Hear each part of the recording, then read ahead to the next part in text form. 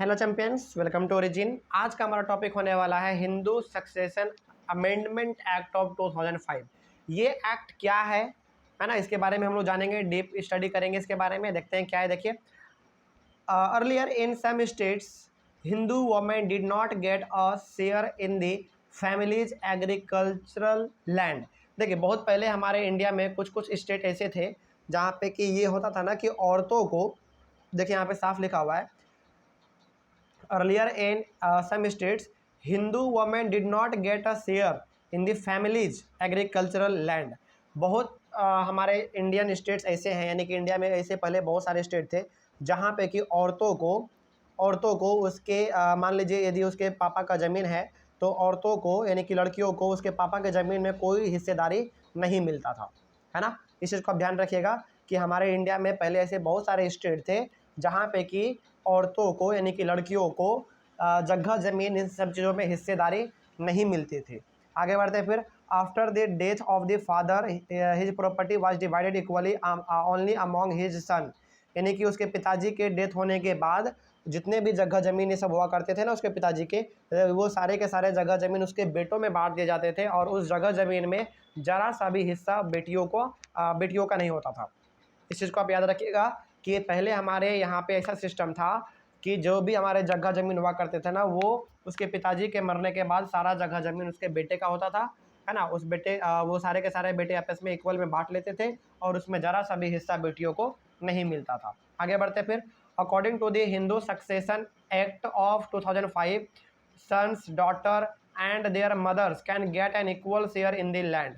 लेकिन हमारे Indian government ने इन सब चीज़ों में थोड़ा सा बदलाव किया और वो एक नियम लेकर आए जिसका नाम पड़ा Hindu succession amendment act of 2005। Hindu succession amendment act 2005। इस एक्ट के तहत अब क्या हो सकता था, अब ये हो सकता था कि यदि किसी के यहाँ पे जगह ज़मीन है तो उस जगह ज़मीन में किसका किसका हिस्सेदारी होगा, सन यानी कि बेटों का भी हिस्सेदारी होगा, बेटियों की भी होगी और उसकी जो माँ है उसका भी इक्वल हिस्सेदारी होगा।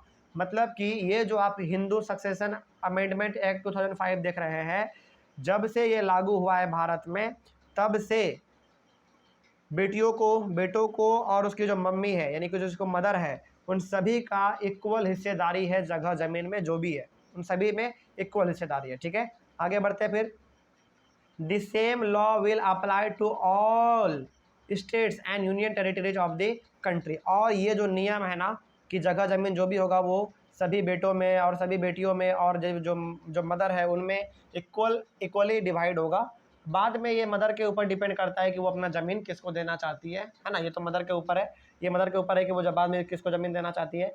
और ये जो नियम हमारा है, ये वाला हिंदू सक्सेशन अमेंडमेंट एक्ट 2005, ये इंडिया के हर एक स्टेट और हर एक स्टेट के अलावा जो हमारा यूनियन टेरिटरी है हर जगह पे ये लागू होता है। ठीक है, आज आगे बढ़ते हैं फिर, this law will benefit a large number of women. इससे सबसे ज़्यादा बेनिफिट किसका हुआ, इससे सबसे ज़्यादा बेनिफिट हुआ किसको, वोमेन को, यानी कि औरतों को, क्योंकि औरतों को ही पहले जगह ज़मीन में हिस्सेदारी नहीं मिलता था। लेकिन इस एक्ट के तहत अब चाहे बेटा हो, चाहे बेटी हो या फिर चाहे मदर हो, हर किसी को इक्वल ज़मीन मिलेगा। ठीक है, इक्वल जिम्मेदारी नहीं, इक्वल ज़मीन में हिस्सेदारी सभी को मिलेगा। ये हमारा एक अच्छा भी नियम है ना, क्योंकि सबको यहाँ पे ज़मीन जगह ज़मीन जो भी है वहाँ पे बराबर का हिस्सेदारी उसको मिल रहा है। तो ये हमारा था लास्ट टॉपिक और यहीं पे हमारा एंड भी होता है इस चैप्टर का। तो ये था हमारा मेनली, ये ऐसा एक्ट था जिसमें कि पहले ना इंडिया में केवल जगह ज़मीन जो था ना वो बेटों के बीच में बांटा जाता था। लेकिन इस नियम को लाने के बाद यहाँ पे बेटा हो, चाहे बेटी हो, चाहे मदर हो, सबको इक्वल अमाउंट यानी कि इक्वल हिस्सेदारी मिलता है ज़मीन में। ठीक है, आई होप आपको समझ में आ गया होगा। और ये चैप्टर हमारा यहीं पे एंड होता है। इसके आने वाले क्लास में हम लोग एक नए चैप्टर का शुरुआत करेंगे। Thank you very much and have a nice day.